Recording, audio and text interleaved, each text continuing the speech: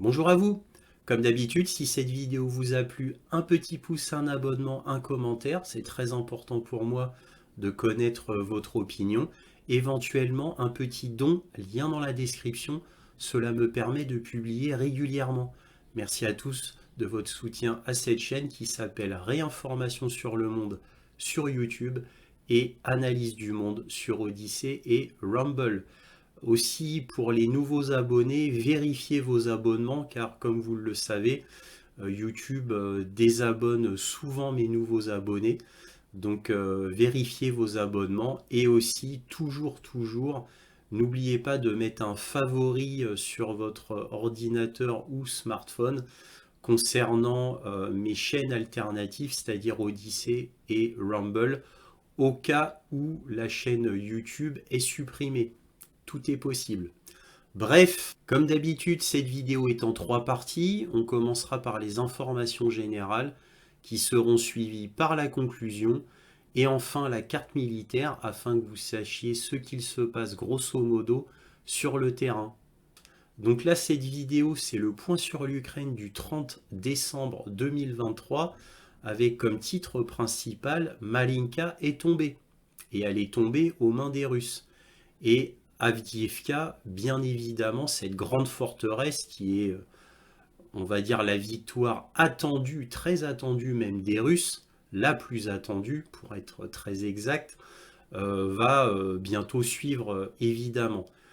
Alors la conséquence immédiate, c'est une démoralisation chez les soldats ukrainiens, sans surprise, ça fait déjà plusieurs semaines que je vous en parle et que je vous les montre via des journaux tels que le New York Times, le Daily Telegraph et bien d'autres encore. Je vous ai montré tous les articles internationaux concernant le fait que les soldats ukrainiens se retrouvent misérables face à l'avancée russe qui avance comme un rouleau compresseur. Et évidemment, à contrario, les soldats russes, eux, sont très motivés puisqu'ils voient la victoire arriver de manière absolument inéluctable, lentement, certes, mais de manière inéluctable. Alors pour reparler quand même de Malinka plus en avant, et afin que vous puissiez situer où cela se trouve, je vais vous montrer une carte. Alors je sais, pour ceux qui me suivent assidûment depuis près de 2 ans, concernant l'Ukraine, vous connaissez tout ça par cœur, bien évidemment, mais pour ceux qui n'ont pas trop l'habitude, on va remontrer une petite carte afin de mieux vous situer. Donc là, vous voyez une carte dite militaire qui a été reprise sur map.army. Donc là, ça vous situe donc l'Ukraine avec les grandes villes. Et d'ailleurs, là, je fais une petite parenthèse pour vous dire que hier, il y a eu une frappe massive, une énième frappe massive russe. Sauf que celle-là a été un record au niveau du nombre de missiles et de drones envoyés par les Russes. Et ils ont touché Kiev, Lviv, principalement, bien sûr, Odessa, Dnipro et Kharkov. Voilà, ça c'est les villes principales qui ont été touchées par les Russes.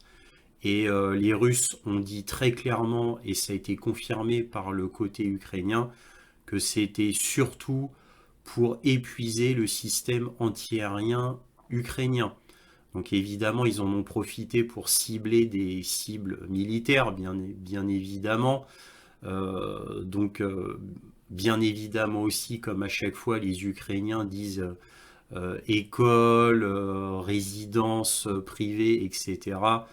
Mais comme cela avait été dit par Amnesty International, je vous en avais fait une vidéo, je rappelle que les Ukrainiens mettent leur quartier militaire justement dans des écoles, dans des théâtres, dans des cinémas, dans des résidences privées. C'est comme ça que fait l'Ukraine depuis toujours. Il n'y a jamais eu, quoi, tout du moins pas à ma connaissance depuis près de 2 ans, de quartier militaire bien à part, loin des résidences urbains. Donc ça a toujours été comme ça. Donc je le précise comme ça pour rappeler aux auditeurs. Bref, Malinka. Alors, Malinka est dans cette zone. Donc, toute cette zone-là, la zone que vous voyez comme ça, c'est, vous voyez le pointeur?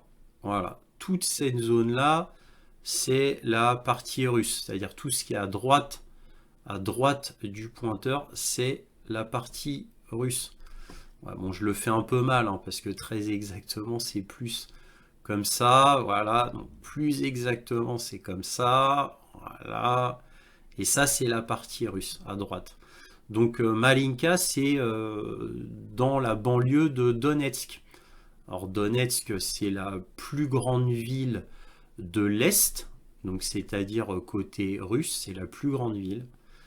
Et Malinka, c'est ici. Donc, on va zoomer. Voilà, donc c'est tout petit, Malinka, c'est ici.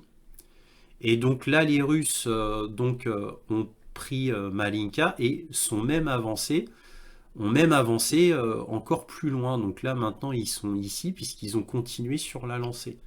C'est-à-dire exactement comme, vous savez, je vous ai parlé beaucoup de Stepové qui est sur Avdiivka. Bon, on va en parler très vite pendant qu'on y est. Les Russes ne prennent pas de petits villages comme ça, dans le sens ils s'y installent pas. Ils ne font qu'y passer. Hein. Bref, donc Malinka, pourquoi je vous en parlais un petit peu plus précisément? Parce que Ferrarissime, ce sont les Ukrainiens qui sont partis, qui ont fait une retraite. Donc comme il restait quasiment plus rien à prendre, là les Ukrainiens, au lieu de s'accrocher à chaque mètre carré, ils ont fait une retraite et les Russes ont continué, donc les Russes sont à peu près ici. Voilà, donc comme ça vous situez Malinka, voilà. Et pour information, pendant qu'on y est, Avdiivka est juste là, mais on en parlera dans la carte militaire. Voilà. Alors je vous en ai déjà brièvement parlé quand on regardait la carte. Là je vais en parler un peu plus en profondeur. Je veux parler donc de cette attaque de missiles massive qui ont été faites par les Russes, accompagnée de plusieurs dizaines de drones que les Russes appellent Géranium 2 et que les médias appellent Shahed 136. Alors je rappelle que les Shahed 136 ou Géranium 2 sont fabriqués en Russie sous licence iranienne. Je le rappelle comme ça. Bref, donc cette attaque la plus grande de missiles et de drones sur l'Ukraine a fait environ 30 morts et aux dernières nouvelles aussi 160 blessés. Donc c'est des dommages collatéraux qui sont toujours tragiques, bien évidemment. Et c'est toujours triste, surtout quand cela touche des civils. Et là, justement, il aurait été bon qu'on sache qui sont morts, c'est-à-dire combien de soldats, combien de civils. Alors pourquoi je vous dis ça? C'est parce que les Russes, eux, disent qu'ils ont attaqué que des cibles militaires. Et c'est ce qu'ils font depuis le début de la guerre, bien évidemment. Puisque vous notez qu'à chaque fois qu'il y a des attaques de missiles, de drones, les médias disent que ce sont toujours des zones résidentielles qui ont été touchées, des écoles, des hôpitaux, des maternités, des théâtres, des cinémas. C'est toujours ça que disent les médias occidentaux, bien sûr. Alors bon, évidemment, il va de soi que ce sont des cibles militaires. Alors pourquoi? Parce que, comme je vous l'ai déjà démontré, je dis bien démontré, dans plein de points sur l'Ukraine depuis près de 2 ans maintenant, tout simplement parce que pourquoi ce sont des cibles militaires? C'est parce que le prix d'un missile, sachant que la plupart, beaucoup, pas tous, hein, mais beaucoup étaient des KH-101 et des calibres, et ça c'est les médias qui le disent, hein, c'est pas moi, eh bien c'est des missiles qui valent une fortune, ils valent extrêmement cher, ils ne sont déployés que pour des cibles stratégiques. Et à l'image du quartier général ukrainien qui avait été détruit à Kiev, et juste après, on n'avait plus entendu parler du directeur du SBU et de Valery Zaloujny, c'est-à-dire le commandant suprême des forces armées ukrainiennes. On n'en avait plus entendu parler, on pensait qu'ils étaient morts. Donc vous vous souvenez, c'était le grand quartier général de Kiev. C'est le seul qui a été admis par les médias. Bon, évidemment, il y avait tellement d'officiers là-dedans, les grands pontes de l'armée ukrainienne, qu'ils étaient obligés d'en parler. C'est un grand building. Bref, mais il va de soi que c'est pas la première fois que les médias accusent, les Ukrainiens accusent les Russes d'attaquer un théâtre, une maternité. N'oubliez pas le théâtre de Mariupol, la maternité de Mariupol, vous vous souvenez? Ça fait la une des journaux pendant longtemps. Voilà. Bon, ensuite, évidemment, il a été montré qu'il y avait en fait personne dedans, que cette maternité, ce théâtre n'était plus utilisé depuis longtemps. Par contre, il y a des témoins de voisins qui disaient que, bah oui, il y avait des militaires ukrainiens. Alors ça, on va pas vous le dire dans les médias. Ça, c'est grâce au journaliste de guerre américain Patrick Lancaster et à la journaliste de guerre Christelle Néant, ainsi que grâce aux enquêtes du grand reporter belge Michel Collomb, qui avait publié son enquête sur son site Investigation. Donc tout ça fait qu'on connaît la vérité, bien entendu. Et aussi, il faut rajouter que bon, le coup que bon, bah, tout ça sont des actes barbares de terreur pour terroriser les Ukrainiens, personne n'y croit. Personne n'y croit. Il n'y a que les médias pour essayer de nous le faire croire, les médias occidentaux, qui font tout pour nous forcer à ce qu'on le croit. Hein. Bien sûr, personne ne croit au fait que des tirs, des bombardements sur des zones civiles terrorisent les gens. Au contraire, ça attise la haine. Regardez le conflit israélo-palestinien et ce qui se passe à Gaza. Donc personne n'y croit, mais les médias, eux, sont obligés de dire ça. C'est la propagande occidentale, ils sont obligés de dire ça. Donc rien que sur ce fait-là, on sait que ce sont des cibles militaires. Hein, avec le coup des missiles, le fait que les Russes ont dit, alors évidemment on les croit pas, hein.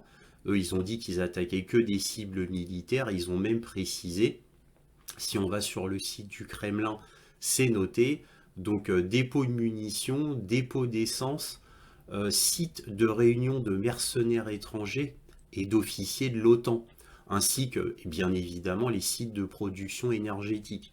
Voilà, donc tout est répertorié, quoi, tout est dit. Alors bon, après, on n'y croit pas, hein. On va pas forcer les gens à croire cela. Mais en tous les cas, c'est ce que disent les Russes, ce que disent les Russes.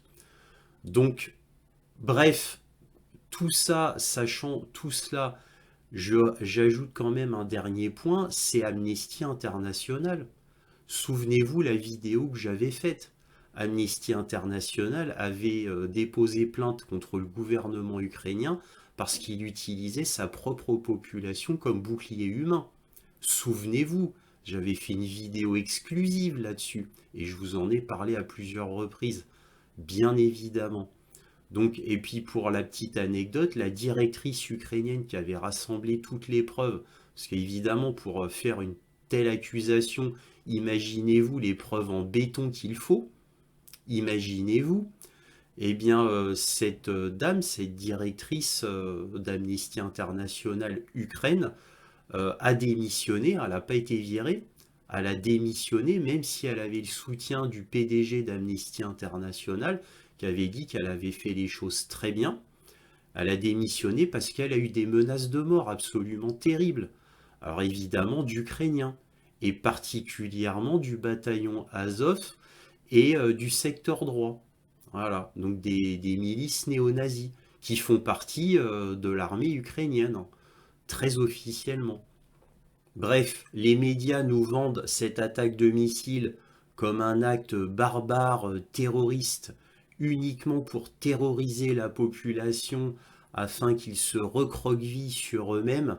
Tout cela est purement ridicule, évidemment, je l'ai déjà dit, je le répète, personne n'y croit. Si c'était des missiles pour tuer, vous vous doutez bien que ça ferait des milliers et des milliers de morts.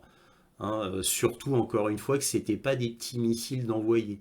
Et je vous compte pas les dizaines et les dizaines de drones qui ont été envoyés aussi. Alors la autre grande nouvelle, grande nouvelle entre guillemets, c'est les Américains ont envoyé leur dernier paquet de 250 millions de dollars. C'est le dernier. Évidemment, surtout pour les systèmes antiaériens. Mais malheureusement, ces 250 millions de dollars, pas en missiles en eux-mêmes, mais c'est le budget pour acheter des missiles afin qu'ils soient envoyés là-bas. Voilà, donc malheureusement pour les Ukrainiens.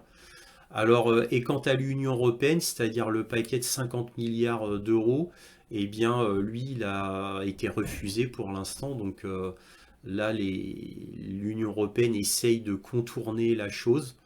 Bon, pour l'instant, il n'y arrive pas pour essayer quand même de donner de l'argent à l'Ukraine, mais pour l'instant, il n'y arrive pas. Nous verrons bien.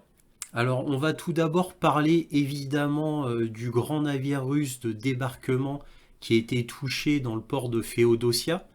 Donc ici, en Crimée, comme vous pouvez le voir, c'est près du pont de Kertch. Et donc le navire en question, c'est celui-ci. Donc c'est un grand navire de débarquement qui s'appelle le Novotcherkassk et qui apparemment transportait des munitions. Alors, soit des centaines d'obus, des centaines de drones, on ne sait pas exactement, ça c'est ce que dit l'Ukraine, mais on ne sait pas exactement, puisqu'il y a des blogueurs russes qui eux disent que comme il était taquet, ses soutes, quoi, ses cales étaient vides. Alors, on ne sait pas qui croire. Comment les Ukrainiens pouvaient savoir qu'il y avait telle ou telle chose dedans, ça, on ne le sait pas. C'est que de la spéculation. Évidemment, pour la propagande ukrainienne, c'est important de dire qu'il était bien rempli. Mais en tous les cas, vide ou rempli, peu importe, puisque de toute manière, même s'il était rempli de munitions, c'est trop peu pour changer quoi que ce soit. Donc, bref, ça ne change rien. Par contre, c'est un très gros coup dur pour les Russes qui perdent un grand navire. Donc, ça, c'est bien joué de la part des Ukrainiens. Alors, comment cela a été possible? Eh bien, d'après Rybar, ils ont fait une carte. Alors là, voici. Donc là, vous voyez le port de Féodosia. Là, vous voyez leur supposition. Alors, encore une fois, c'est leur supposition. Puisque officiellement, et ça a été admis par le ministère de la Défense russe, c'est deux Sukhoi 24 qu'ont tiré 4 Storm Shadow ou 4 Scalp, on ne le sait pas. Et ça a touché le port de Féodosia. A noter ici que les Russes ont reconnu tout de suite que le navire de guerre a été détruit à cause des deux Sukhoi 24 ukrainiens, mais ils précisent aussi que les deux Sukhoi 24 ont été détruits. Voilà, donc ça c'est quand même important à dire.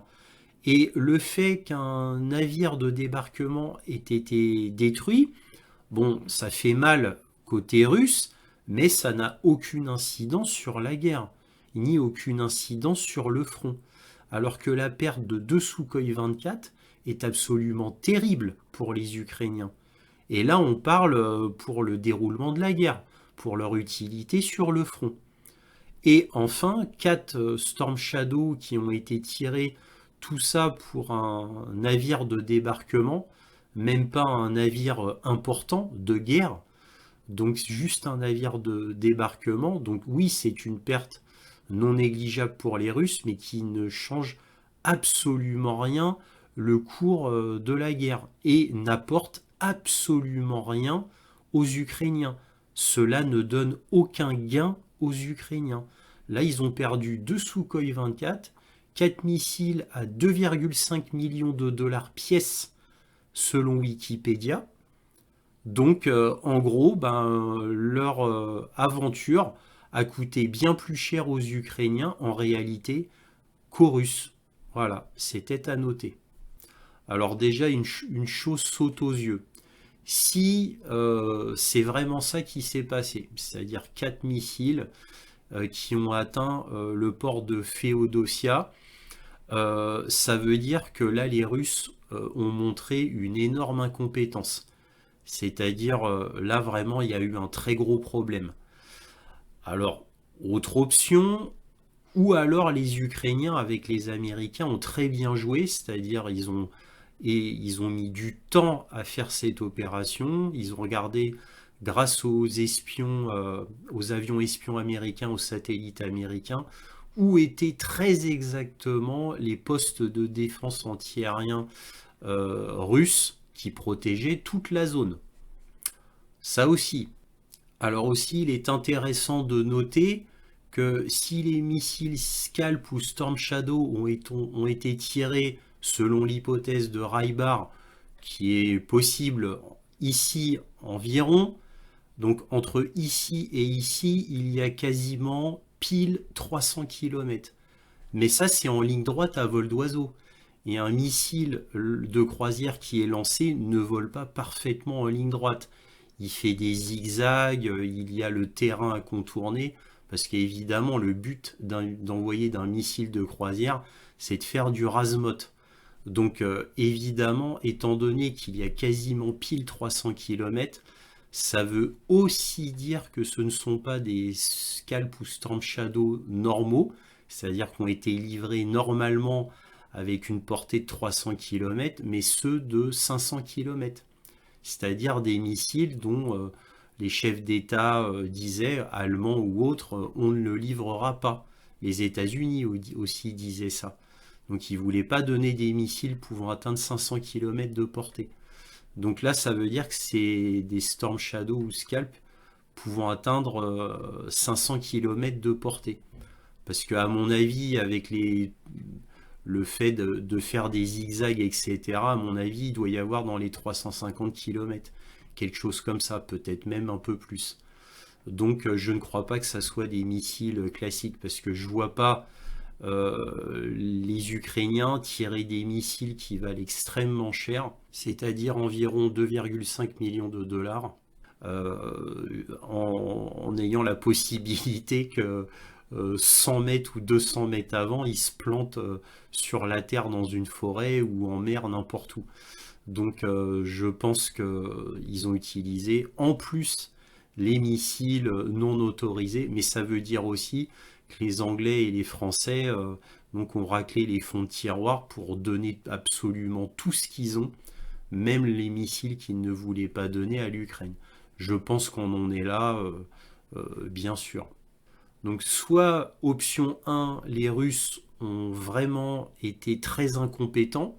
Alors pourquoi je vous dis ça sur un ton un peu dur pour eux? Bah, c'est parce que regardez un petit peu la distance parcourue sur territoire russe. Vous vous doutez bien que cette zone, elle est ultra protégée, surtout la Crimée. Et même ici, hein, c'est ultra protégé. Donc là, il y a des villes extrêmement importantes pour les Russes, dont la Crimée. Ici, c'est ultra protégé, je vous confirme. Surtout ici, pour protéger le pont de Kertch. Voilà, et la Crimée, hein, parce qu'il y a d'énormes dépôts de munitions, il y a le port de Sévastopol ici, bref, c'est ultra important pour les Russes. Donc soit les Russes ont été très incompétents, ils ont fait beaucoup d'erreurs, soit les Ukrainiens, les Américains ont très très bien joué, ils ont su où était positionné chaque système antiaérien et ils les ont contournés. Alors contournés avec des missiles de croisière, c'est tout à fait possible. Surtout que les Storm Shadow et les Scalp sont de très bons missiles de croisière. Soit ils ont vu que sur une ligne directrice bien spécifique, sur un vecteur bien spécifique, il n'y avait rien. Bon, voilà, donc je ne sais pas, c'est l'une ou l'autre option en tous les cas, mais ça fait mal, c'est un coup qui fait mal, non pas pour la guerre, hein, ça changera strictement rien, mais c'est un coup dur pour les Russes, et c'est toujours un bon coup médiatique pour les Ukrainiens. C'est pas un bateau très important, puisque c'est un bateau de débarquement, donc c'est pas pas du tout un bateau important, surtout si la cale était vide. Mais bon, c'est toujours un bon petit coup à jouer médiatiquement pour les Ukrainiens. Alors toujours côté ukrainien, ils disent avoir abattu 3 Sukhoi 34 au 22 décembre, ils ne précisent pas où. Donc voilà, c'est juste les défenseurs ukrainiens ont abattu 3 chasseurs bombardiers russes sur le front sud. Voilà, mais on ne sait pas où. On ne sait pas où. Il n'y a absolument rien de marqué. À noter aussi qu'évidemment, on ne montre aucune photo, aucune vidéo, aucune image de débris, absolument aucune preuve, pas l'ombre d'une preuve qui vienne étayer leur dire. C'est juste comme ça, voilà. Et faut les croire. Autre article de Ukrainska Pravda, le 24 décembre, un avion de combat Sukhoi 34 a été abattu sur le front de Mariupol. Voilà, et un Sukhoi 30 qui a été pris pour cible. Bon, juste pris pour cible. Hein, ils ne savent pas s'il a été touché ou non le Sukhoi 30 en mer Noire. Donc ils n'affichent qu'un seul Sukhoi 34 abattu. Donc au mieux du mieux, ça ferait 4 Sukhoi 34 abattus, éventuellement un Sukhoi 30. Du 22 décembre au 24 décembre en tout. Alors, bref, donc là, faut les croire sur parole. Et là, il parle sur le front de Mariupol. C'est étonnant. Alors évidemment, ces affirmations extraordinaires, c'est-à-dire d'avoir abattu 4 Sukhoi 34, éventuellement un Sukhoi 30, ne sont basées sur absolument rien, faut les croire sur parole. Le problème, c'est que même la localisation, elle est extrêmement vague, pour ne pas dire carrément inconnue. Donc étant donné l'historique très chargé de mensonges du gouvernement ukrainien, ça fait 1 an et demi que je vous ai démontré une liste incroyable de mensonges, voire même de fabrication de preuves. Ça fait 1 an et demi que je vous le montre, donc l'historique est déjà une preuve en elle-même contre toutes les affirmations de l'Ukraine qui mentent systématiquement. Et on en est à un mensonge systématique. Donc des fois, mensonges dénoncés par le New York Times, des fois par le Washington Post, des fois par le gouvernement américain lui-même.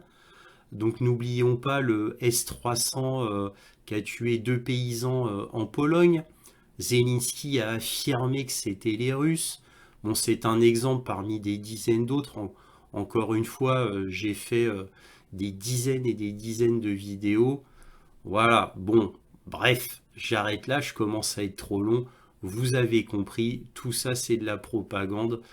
Et il ne faut tout simplement pas tenir compte de ce genre d'informations extraordinaires entre guillemets.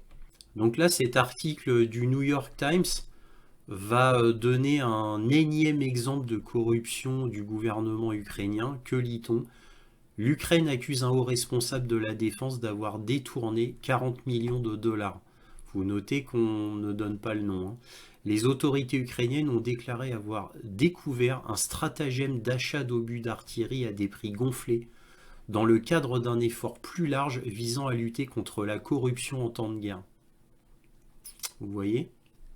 La police ukrainienne a arrêté un haut responsable du ministère de la Défense soupçonné d'avoir détourné près de 40 millions de dollars dans le cadre d'un achat frauduleux d'obus d'artillerie pour l'armée ukrainienne. Les autorités ukrainiennes s'efforcent de nettoyer le ministère depuis que des informations faisant état de corruption et de mauvaise gestion financière ont conduit à la destitution en septembre du ministre de la Défense de l'époque. Les services de sécurité ukrainiens ont annoncé vendredi l'arrestation du haut responsable dont le nom n'a pas été dévoilé. Tiens. Voilà. Bon, bref, là, ça vous remet en mémoire toutes les affaires de corruption de l'Ukraine, mais ça parle aussi du fait que, bon, les États-Unis et l'Union européenne donnent des dizaines de milliards de dollars à un pays qui est notoirement extrêmement corrompu. Ça veut dire qu'on donne des sous à un pays dont on ne sait pas ce qu'il fait de l'argent donné. Entre guillemets, on ne sait pas, en fait on le sait très bien. On sait qu'une énorme partie est détournée pour le marché noir. Tout ça on le sait. Il y a eu un énorme reportage fait par la grande chaîne de télé CBS qui annonçait que la conclusion, 70% des armes données par les États-Unis étaient détournées. Imaginez-vous un petit peu. Alors même si c'est qu'une moyenne, on suppose, mais imaginez tout l'argent qui a été détourné, sans compter les armes, bien entendu. Et on prête toujours à ce pays-là, à se demander pourquoi. Y a-t-il des intérêts convergents? Vous m'avez compris.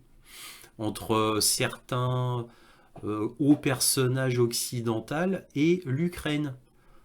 Pour ne pas parler de Joe Biden, son fils Hunter Biden, hein, vous savez, cette vieille histoire qui montre qu'il y a une histoire de corruption terrible entre les États-Unis et l'Ukraine.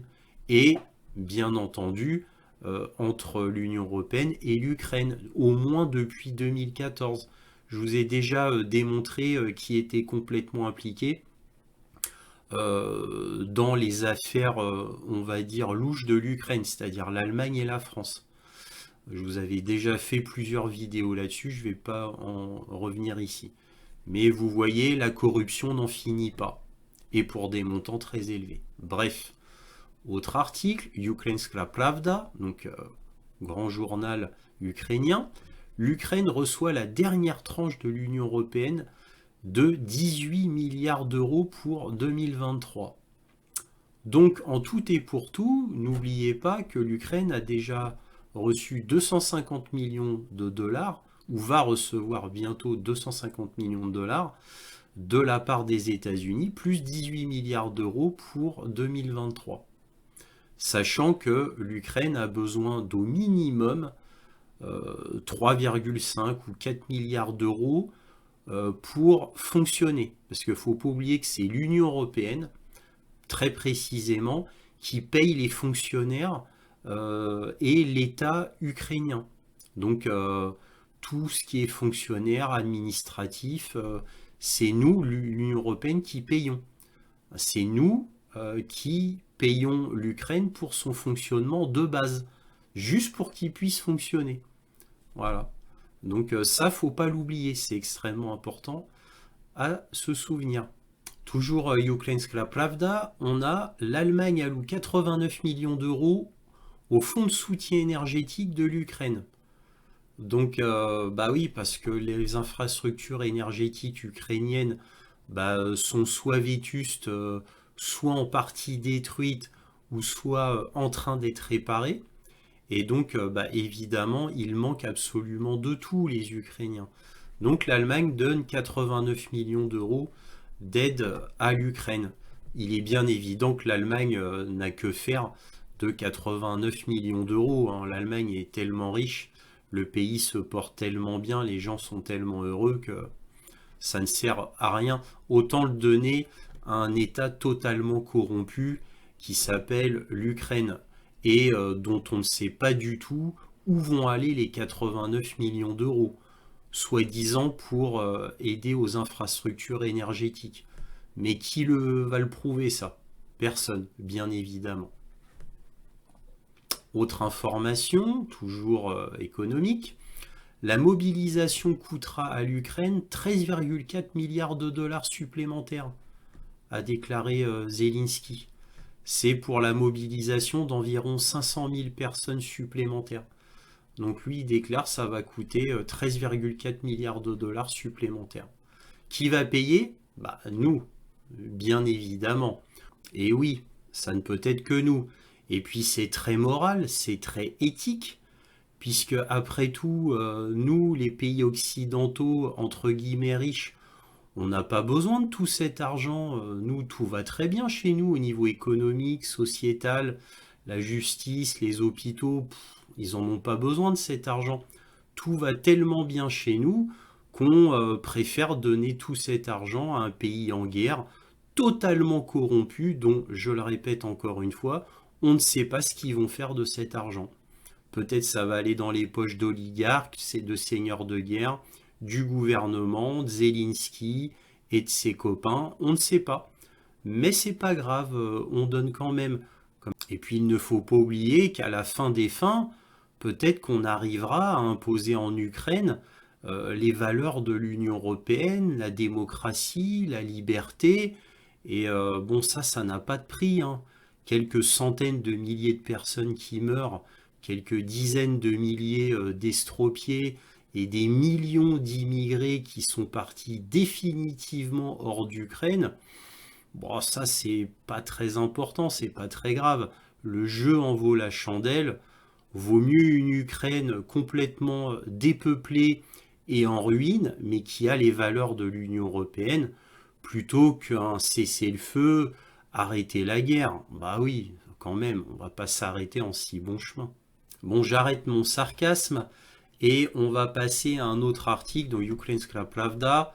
Et là, que lit-on? Zelensky, nous produirons 1 million de drones l'année prochaine. Donc je vous l'avais déjà dit la semaine dernière dans le point sur l'Ukraine que Zelensky voulait 1 million de drones. Bon là je vous le montre comme ça parce que je ne l'avais pas fait la dernière fois.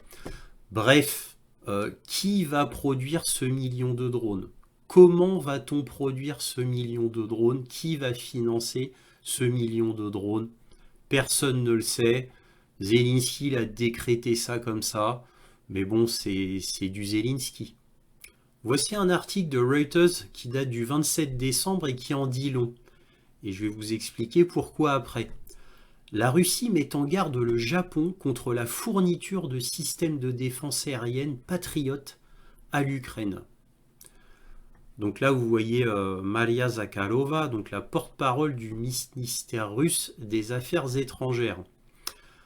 Alors, au 27 décembre, Reuters, la décision du Japon de fournir à l'Ukraine des systèmes de défense aérienne patriotes aura de graves conséquences sur les relations russo-japonaises, a déclaré mercredi la porte-parole du ministère russe des Affaires étrangères, Maria Zakharova.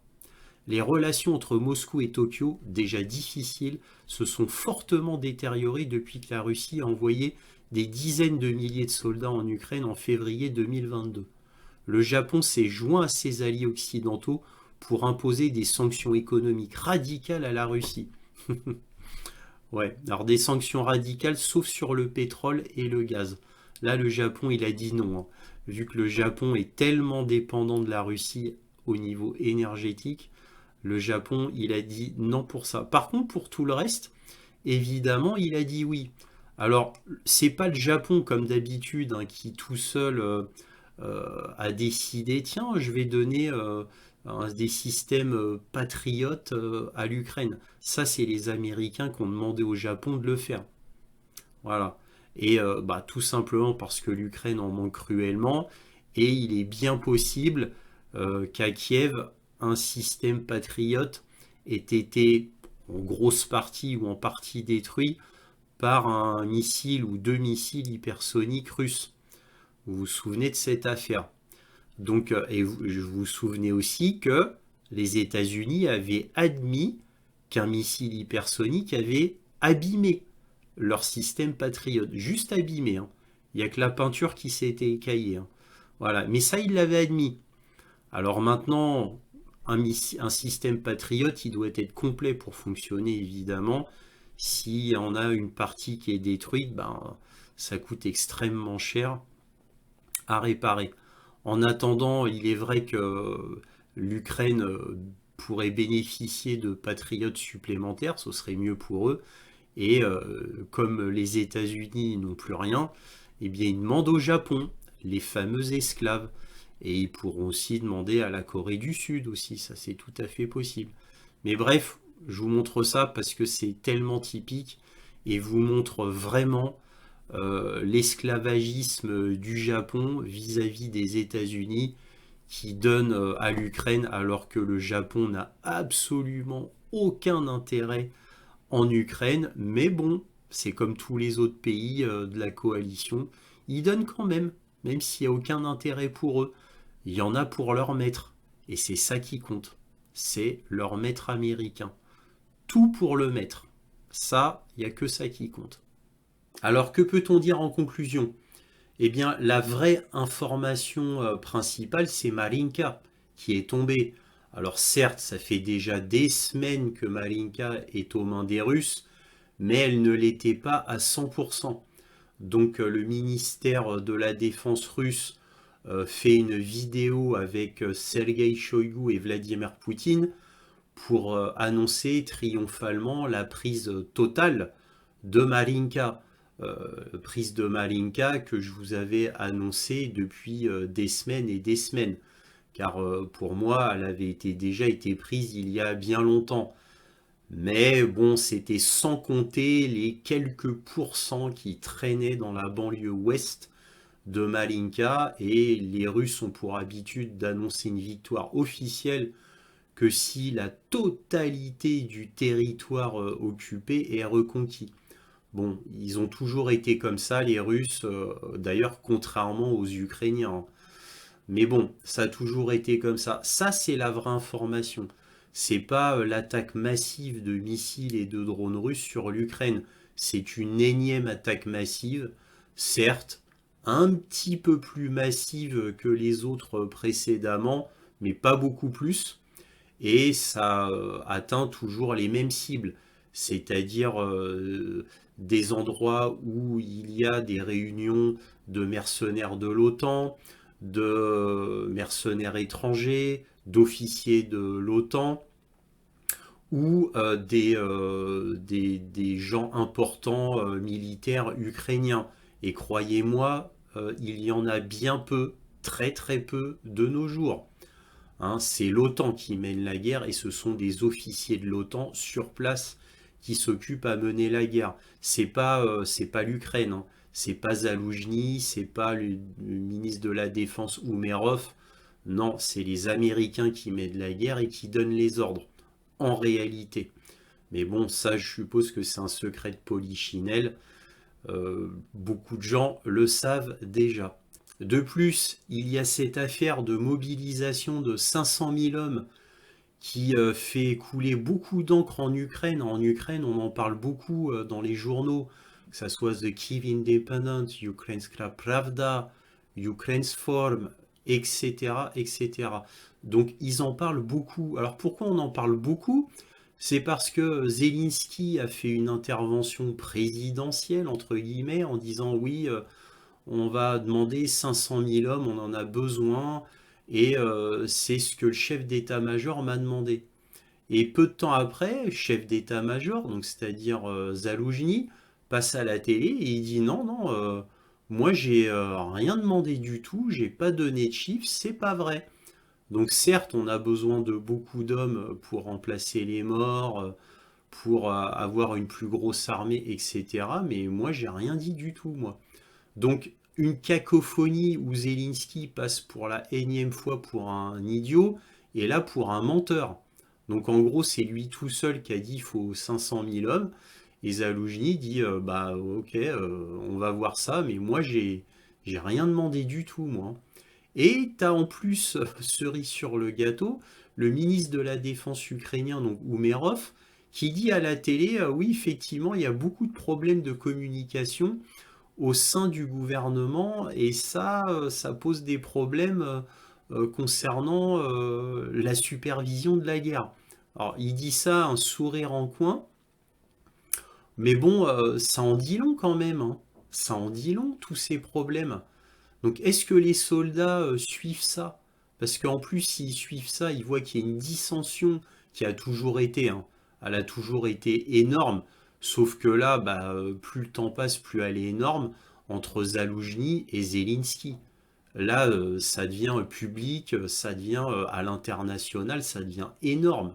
Depuis que Zaloujny a été mis dans un placard à balai pendant presque un an, où on ne l'a plus vu, plus entendu, à part une ou deux interviews à The Economist, où il disait tout le mal du comment la guerre était en train de se faire, alors que c'était lui le grand responsable officiellement.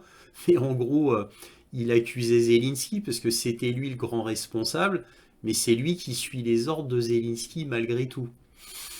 Donc, mais un grand responsable qui est vraiment patriote, qu'aurait-il fait au lieu d'obéir aveuglément à Zelensky? Qu'aurait-il fait? Bah, il aurait démissionné. Parce que c'est ce que font tous les grands généraux quand ils sont pas d'accord avec leur président. Ils démissionnent. Et bah lui, non, il s'est accroché au pouvoir. Évidemment. Bah ouais, bah c'est ça les Ukrainiens au pouvoir, bah ils s'y accrochent. Hein. Où est l'honneur, la dignité? En Ukraine, il y a bien longtemps qu'elle a disparu. Ça, c'est évident.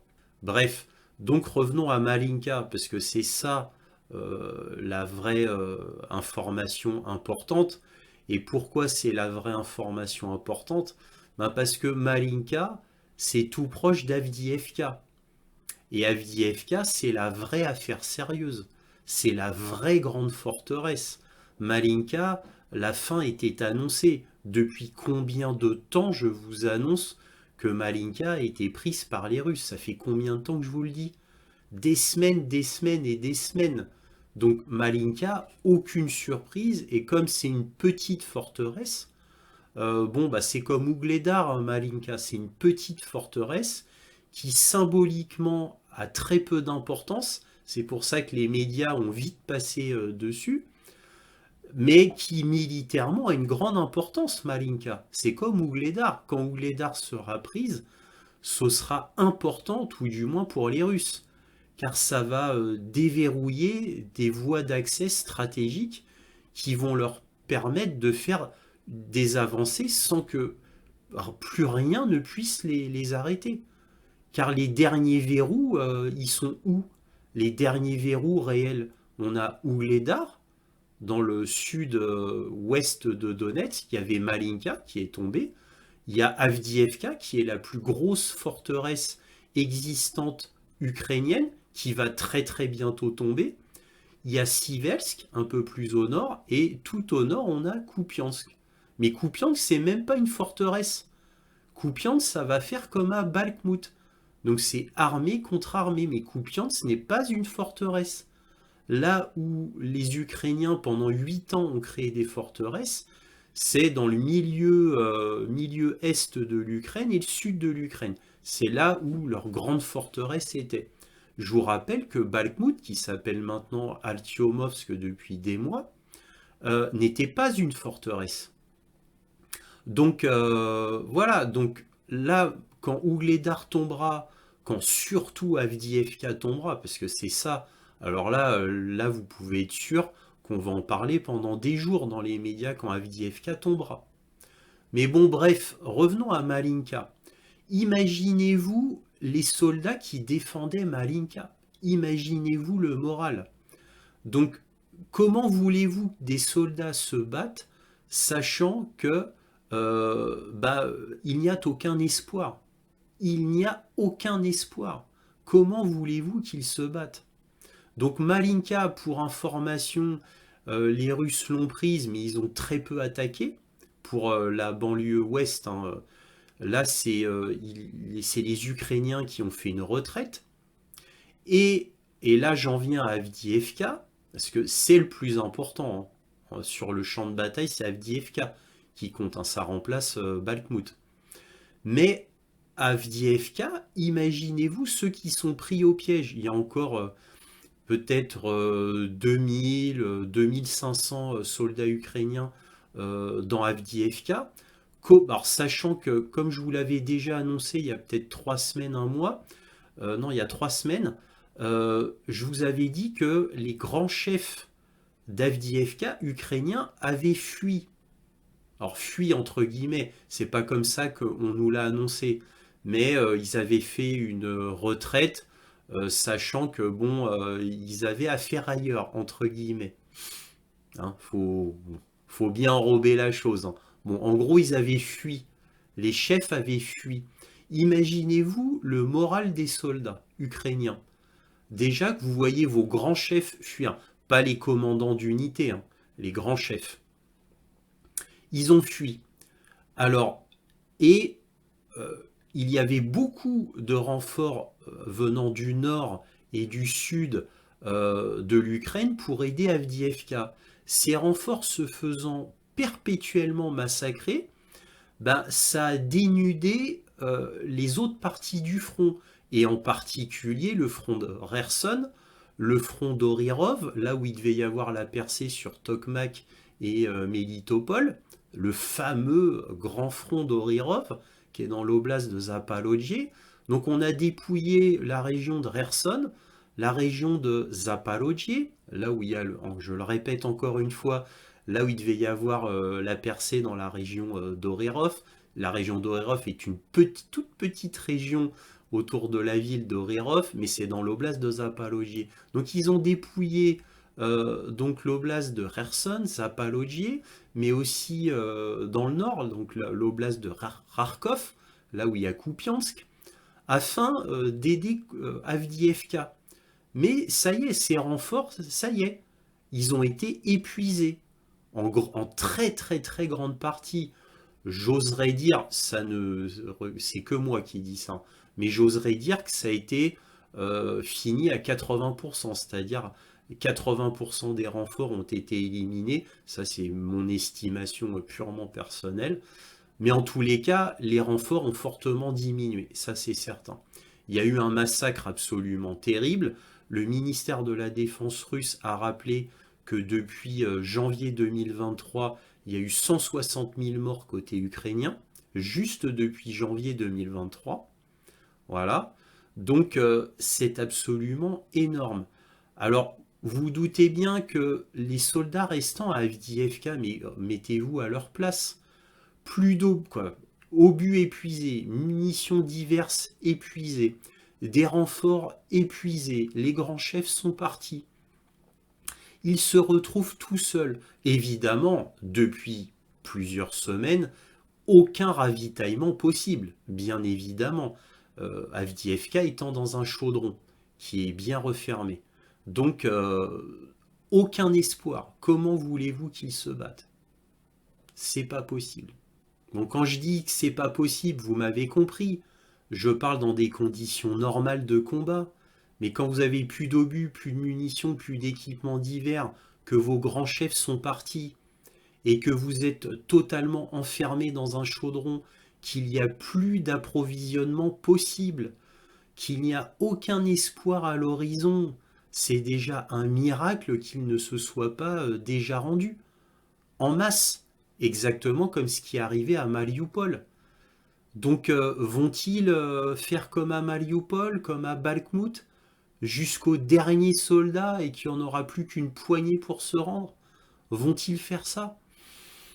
C'est possible, c'est bien possible, parce que malheureusement, les soldats sur le terrain, vous vous en doutez bien, ont accès à aucune information, à part s'ils ont accès sur Telegram, pour les quelques-uns qui ont accès à Telegram. Enfin, je ne fais que des suppositions là, hein. Mais vous imaginez si vous êtes un soldat, je dis bien gros si, hein, ce qui est loin d'être peut-être le cas. Mais si un soldat est au courant de ce qui se passe plus ou moins, il connaît son propre gouvernement, il connaît son propre pays, il se souvient comment vivait l'Ukraine avant 2014, il se souvient de ce qui se passait avant l'intervention américaine en 2014 à Kiev, plus précisément à Maïdan. J'espère qu'ils se souviennent de cela. Apparemment non, la propagande a fait son effet. Mais si ils savent cela, vous imaginez un petit peu la motivation pour combattre? Combattre pourquoi? Par patriotisme? Mais se battre pour l'Ukraine, c'est quoi? Se battre pour un pays ultra corrompu, dont même les Ukrainiens de base le savent fort bien. Ils ont vécu là-dedans. Sauf que ça a été beaucoup plus corrompu à partir de 2014, puisque ce sont les oligarques, les néo-nazis qui ont pris le pouvoir, avec détournement de milliards et de milliards d'euros et détournement de milliards et de milliards de dollars. Que ça soit par les néo-nazis, le gouvernement lui-même, les seigneurs de guerre, les mafieux en Ukraine, etc. Hein, même les États-Unis ont reconnu qu'ils ne faisaient aucun suivi de leur argent et de leurs armes. Et c'est pareil pour l'Union européenne. Ils le reconnaissent, mais voilà, aucun média n'en parle. Aucun média n'en parle. Donc, sachant tout ça, comment est-ce qu'ils peuvent continuer à se battre, ces soldats ukrainiens, s'il n'y avait pas justement cette énorme propagande?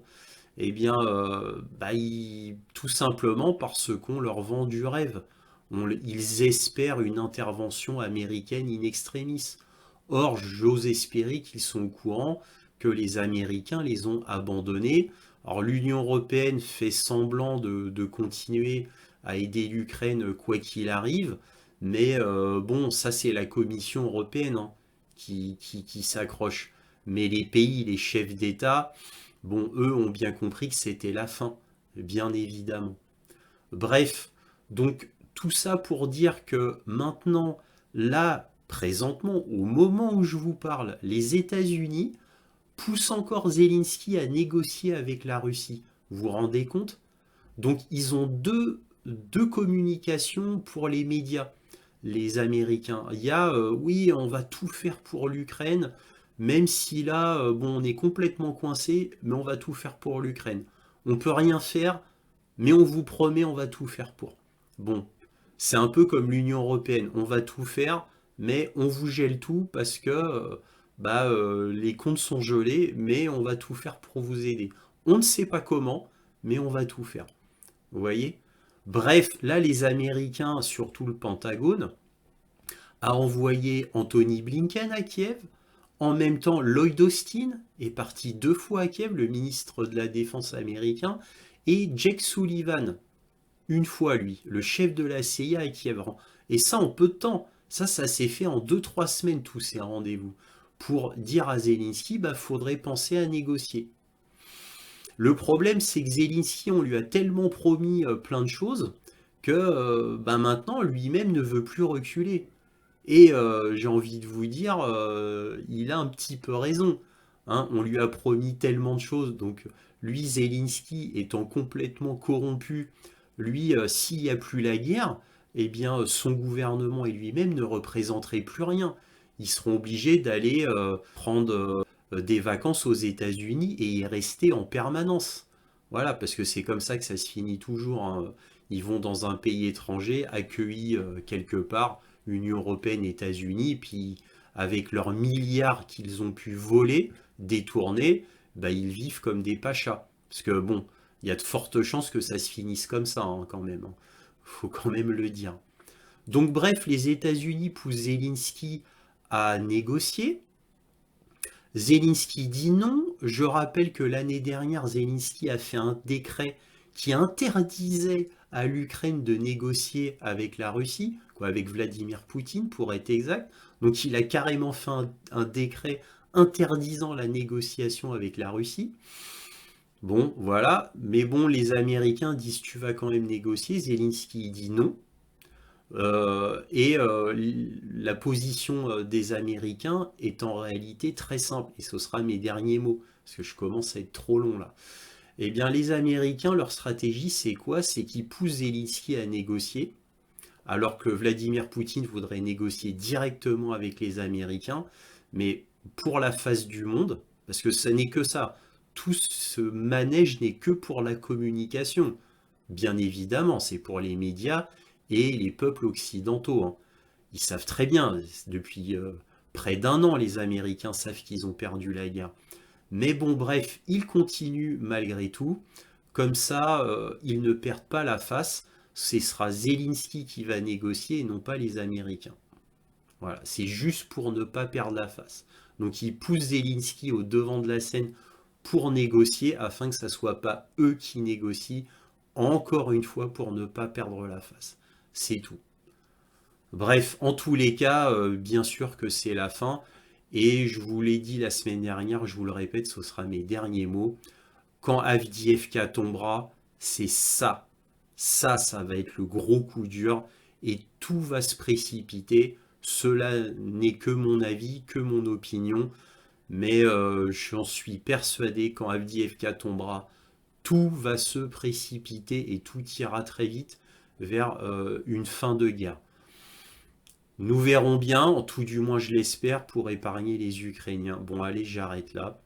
Ma conclusion est beaucoup trop longue. Bref, passons à la carte militaire. Alors voici la carte militaire. Alors comme je vous le dis habituellement, c'est une carte militaire ukrainienne, donc évidemment avec des délimitations faites par le gouvernement ukrainien. Donc évidemment ces délimitations sont fausses et se font toujours au détriment des Russes, bien évidemment, et toujours à l'avantage des Ukrainiens. Donc là, que s'est-il passé de saillant? Eh bien, on a eu l'attaque sur le port de Féodosia, ici apparemment par deux Sukhoi 24. Donc je vous rappelle, les Sukhoi 24, ce sont des bombardiers, des avions bombardiers, donc on aurait tiré donc 4 Storm Shadow ou Scalp de là à peu près pour arriver au port de Féodosia ici. Donc un grand navire russe de débarquement a été détruit, et là cette fois vraiment détruit, hein, non réparable, il a coulé dans le port. La question qu'on se pose, c'est les cales étaient-elles pleines ou pas? Bah, on ne sait pas. Les Ukrainiens disent oui, qu'il y avait des centaines d'obus, voire des milliers d'obus, et des centaines de drones, mais bon, ça évidemment c'est que eux qui le disent. Les Russes ont dit qu'ils ont abattu les deux Sukhoi 24. Alors évidemment, de part et d'autre, on n'a aucune preuve, hein, à part que le bateau a coulé. Ça, on ne peut affirmer absolument rien. Alors maintenant, sur le front plus précisément, bah, il ne s'est pas passé grand-chose dans le sud. Bah, évidemment, toujours vers Klinky ici, il y a toujours, il y a toujours des attaques qui ne servent strictement à rien côté ukrainien, donc ils traversent le fleuve pour aider Klinky ici, mais ça n'a, évidemment, ils se font massacrer tout le temps, donc absolument aucun intérêt, mais ils continuent toujours. Dans la petite localité d'Orirov, qui est dans l'oblast de Zaporojye, eh bien, rien ne s'est vraiment passé, sauf que bah, les Russes ont pris Rabotino, dans le sens ils ont gardé le terrain. Voilà. Donc il y a pas je m'en vais, je reviens, je m'en vais, je reviens. Là, maintenant, ils ont gardé le terrain. Donc là, en fait, tout ça, c'est russe. Tout ça, c'est russe. Alors vous allez me dire, c'est très peu. C'est très peu. En gros, ils font vraiment purement de la défense active. Clairement, les Russes n'avancent pas ici. Donc, pas grand-chose à dire là-dessus. Pour Ougledar, qui est quand même une petite forteresse importante, eh bien, il y a eu un retrait ukrainien, mais très très peu. Les Russes n'avancent toujours pas. Alors, que font les Russes? En fait, bah, ils ont trouvé une autre stratégie pour Ougledar, c'est-à-dire qu'il y a eu des forces envoyées dans le nord, comme ça, qui n'ont pas été arrêtées. Mais ce ne sont que des forces envoyées, hein, c'est pas une grosse offensive, mais en tous les cas, bah, ils veulent faire une sorte de pointe. Alors on ne sait pas, est-ce que c'est par là, je ne sais pas. En tous les cas, ils veulent faire un embrassement vers le haut, vers le nord, afin de faire une pince et d'encercler complètement Ougledar. Bref, comme ils n'y arrivent pas, ils ont du mal à prendre Ougledar, eh bien ils vont la mettre en siège, exactement comme ils ont fait pour Avdiivka. Alors Malinka, ça y est, bon, là ça a été quand même montré par les Ukrainiens parce que c'est obligé. Là, ils sont obligés. Donc là, les Russes ont continué d'avancer. Ils sont ici présentement. Ils ont avancé, c'est-à-dire ils ont continué sur leur chemin. Ils n'ont pas consolidé, ils ont continué. Alors comment ils ont pu prendre le dernier pourcent de la banlieue ouest? Eh bien, tout simplement, c'est parce que les Ukrainiens ont fait une retraite. Voilà, ils sont carrément partis, les Ukrainiens. Donc ça a permis enfin de finir la petite forteresse de Malinka, qui, je vous le rappelle, est l'équivalent d'Ougledar en importance et en taille. Donc là, vous voyez la très grande ville de Donetsk qui, avec l'avancée des Russes, va permettre l'arrêt des bombardements de la zone de Donetsk, hein, toute cette zone-là qui est bombardée tous les jours.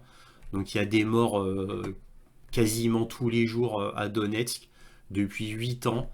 Bon, évidemment, aucun média n'en parle, tout le monde s'en fout. Mais c'est bon à rappeler quand même que Donetsk est perpétuellement bombardé et que c'est reconnu de part et d'autre qu'il n'y a aucune force militaire à Donetsk. C'est reconnu même par les Ukrainiens. Mais ils bombardent en tir de revanche. Peut-on parler de tir de revanche vu que ça fait plus de 8 ans qu'ils bombardent Donetsk? Je ne sais pas. Bon, là, c'est plus intéressant, c'est Avdiivka, même s'il n'y a pas eu d'énormes avancées. Alors là, Avdiivka, ils ont fait très fort. Ça fait 3 semaines qu'ils ne mettent pas à jour leur carte.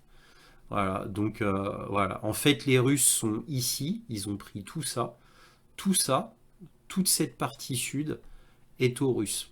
Là, ils ont avancé, ils sont quasiment ici. Donc la pince a avancé de tout ça.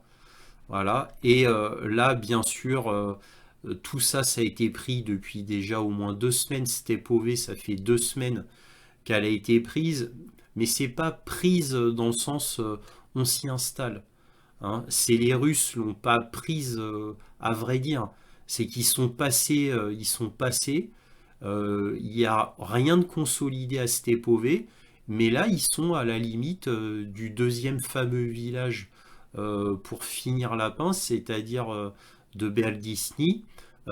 Et donc voilà, ils sont là à peu près. Stepové, il y a au moins 2 semaines qui sont passées. Alors moi j'ai des informations euh, rapides parce que moi je regarde Slaviangrad. Slaviangrad c'est un groupe de personnes, hein, c'est pas un russe, c'est un groupe de personnes qui travaillent. Et Slaviangrad c'est une de mes sources principales.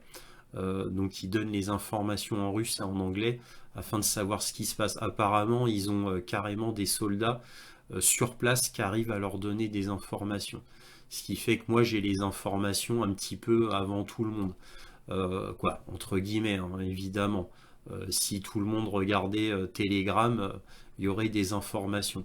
Alors au début, Slaviangrad, j'avais des petits doutes parce que c'est pro-russe totalement, bien évidemment. Mais avec les mois, les informations sont toujours révélées vraies. Je dis bien toujours.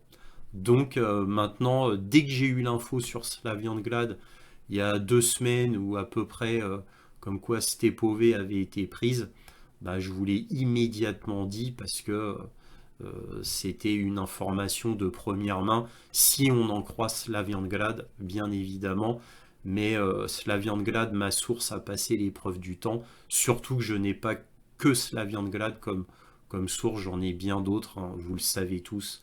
Colonel McGregor, Scott Ritter, le journaliste de guerre Patrick Lancaster, Christine Néant avec son site Donbass Insider. Bref, voilà, vous en savez un petit peu plus concernant mes sources. Donc Stepové, ça fait un petit moment que c'est pris entre guillemets encore une fois, puisque il n'y a rien qui est consolidé. Là, ils avancent vers le deuxième village. La pince se ferme. Au niveau d'Avdiivka, je vous avais dit qu'il recevait des renforts du nord et du sud, c'est-à-dire il dépeuplait la région de Kherson, Zaporozhye et de Kharkov pour aider Avdiivka. Avdiivka est considéré par Zelensky comme aussi important que Bakhmut à l'époque. Donc c'est jusqu'à la mort, jusqu'aux derniers Ukrainiens. Il n'y a qu'un petit problème, c'est que depuis 2 semaines environ, les renforts sont épuisés du nord et du sud, puisqu'ils ont dépeuplé les autres fronts. Bah évidemment, ça pose des problèmes. Donc Avdiivka, c'est la fin, bien évidemment. Comme vous le savez tous très bien, c'est une évidence absolue. Les deux pinces se referment inexorablement. Bon, voilà pour Avdiivka. Maintenant, je vais vous emmener à Bakhmut. Donc voilà, on y est. Là, il s'est vraiment passé des choses. dans le sens où là les Russes ont fait des avancées remarquables dans le nord, pas trop vers Klitschivka dans le sud, ça reste plus ou moins la même chose. Donc, alors évidemment, tout ça c'est archi faux, hein, parce qu'en fait, les forces russes sont comme ça et comme ça. Donc, Klitschivka est entouré presque entièrement. Il n'y a que la façade ouest qui reste. Sinon, c'est complètement entouré, Klitschivka. Donc, bref. Là, mais ça n'a pas vraiment avancé dans le sud de Bakhmout par rapport à la semaine dernière. Il y a rien qui s'est vraiment passé. Là, par contre, au niveau du nord, ouais. Alors du nord, ici, hein. Donc, alors je vais vous montrer parce qu'il y a Ivanivski aussi, c'est important. Donc là, les Russes ont beaucoup avancé vers le nord, donc ils sont vers là à peu près. Ils sont vers là, donc ils se rapprochent de Tchassiviar. Ivanivski, ils sont ici. Ils sont vraiment aux portes de la ville en réalité. Et en fait, les Russes reviennent à ce qu'ils étaient il y a des mois et des mois. Parce qu'il y a des mois et des mois, ils étaient sur Ivanivski, ici. Ils ont un peu reculé et après, ils ont pu bouger. Ils ont reculé, après, ils ont pu bouger depuis très très longtemps. Voilà. Et là, maintenant, bah, ils reviennent, mais c'est que récemment. Hein, ça fait quelques semaines qu'ils reviennent. Donc là, ils sont aux portes d'Ivanivski. Alors, Ivanivski, c'est solidement défendu, hein, très solidement défendu, et depuis très très très longtemps. Alors, je vous en parlais, fut un temps, d'Ivanivski régulièrement, parce que les Russes étaient au sud et ils essayaient d'entrer dans la ville et ils n'ont jamais pu pénétrer dans la ville. Ensuite, ils ont fait un petit retrait. Et là, maintenant, ils reviennent. Voilà, là, maintenant, ils sont là. Ils sont aux portes de la ville, côté est d'Ivanivski. Et ils ont beaucoup avancé. Donc là, évidemment, tout est faux. Tout ça, c'est rose. À partir de là, tout est rose. Voilà. Alors, vers le nord de la zone grise, je suis pas trop sûr. Je ne vais pas vous dire de bêtises. Mais il y a à peu près la moitié de cette zone grise qui est reprise par les Russes. Et là, ils ont fait une forte avancée sur Tchassiviar. Donc ça fait une sorte de mouvement comme ça, de petites vagues qui a cette forme-là et qui est en train de tomber sur le nord de Tchassiviar. Pas directement vers, voilà, d'est en ouest, directement comme ça, mais ça tombe vers le nord. Donc ils prendront Tchassiviar vers le nord. Voilà, donc ça c'était ce qu'il y avait à dire au niveau de Bakhmout. Là les Russes avancent vraiment au niveau Bakhmout, c'est là où ils ont fait leur plus grande avancée en réalité. C'est sur Bakhmout. Alors évidemment, il y a l'énorme chaudron de Sivelsk. Et Sivelsk bah, résiste toujours, hein. Là les Russes, de ce que j'ai compris, ils n'ont pas vraiment avancé. Alors quand je dis pas vraiment avancé, ils avancent de quelques centaines de mètres par-ci par-là, hein. C'est ça que j'appelle pas vraiment avancé. Donc en gros, plus on va vers le nord, ah oui, sur Liman, ils ont fait une grosse avancée sur Liman. Ça, c'est l'exception du nord. Ils ont fait une grosse avancée sur Liman, ici, comme ça. Donc ils ont fait une grosse avancée sur Liman. Bah, ils ont pour objectif de reprendre Liman. Alors je vous rappelle que les Russes, à un moment donné, il y a longtemps, ils occupaient Liman. Ensuite, comme ils ont été entourés par les Ukrainiens, ils ont fui. Ils ont fui Liman parce qu'ils aient commencé à être encerclés. Donc voilà. Donc à cette époque, Soulovikine, hein, qui est le maître de la guerre d'attrition, qui lui voulait perdre le moins d'hommes possible, bah, il a donné les mêmes ordres sur tout le front, c'est-à-dire Kherson. Il a dit on enlève les 20 000 ou 22 000 soldats d'élite qui avaient à Kherson et qui résistaient. Pareil pour le nord sur Kharkov. Il a dit non, on n'est pas solide là, on fait une retraite parce qu'on n'est pas solide. Voilà. Et donc c'était pareil sur Liman. Je ne sais pas si vous vous souvenez, je vous avais montré le général Soulovikine entouré de Sergei, Sergei Shoigu qui disait à la télé, les Russes, voilà, on va devoir prendre des décisions très difficiles. Et quand il s'est retiré de la région, de l'oblast de Kharkov, de Kherson dans le sud, ça avait fait un scandale en Russie parce que c'était perdre beaucoup de terrain. Mais voilà, le général Soulovikine, il voulait épargner ses hommes au maximum. Et c'est à partir de là que la guerre d'attrition a été décidée. Voilà. Donc voilà, là on a la région de Kharkov avec Kupiansk où les Russes avancent très légèrement, mais presque rien. Bon. Voilà ce qu'on pouvait dire sur, sur la carte militaire.